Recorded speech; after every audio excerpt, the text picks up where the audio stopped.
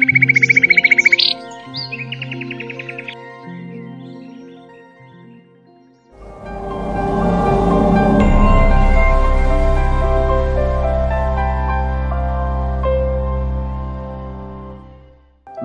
बंधुगण, आजिर समाज रे दैनंदिन जीवन रे अस्वास्थ्यकर परिवेश और अपमिश्रित खाद्यपेय को नहीं बहु प्रकार रोग व्याधि रे पड़ुछ।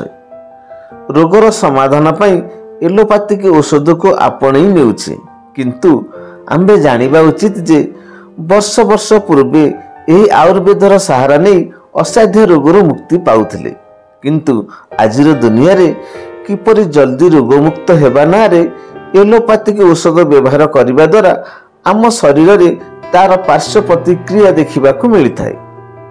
तेणु आमे जदि निज घर बाड़ी बगीचा रे मिलुथिबा औषधीय वृक्षरु रोग अनुसार व्यवहार करी उपशम पाई पारिले केते सुंदर होई पारंता।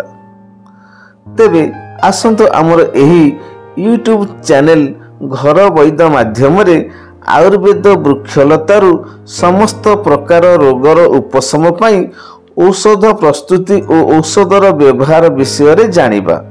आयुर्वेद को आपणे नेबा सहित आम शरीर को सुस्थ रखिबा। धन्यवाद।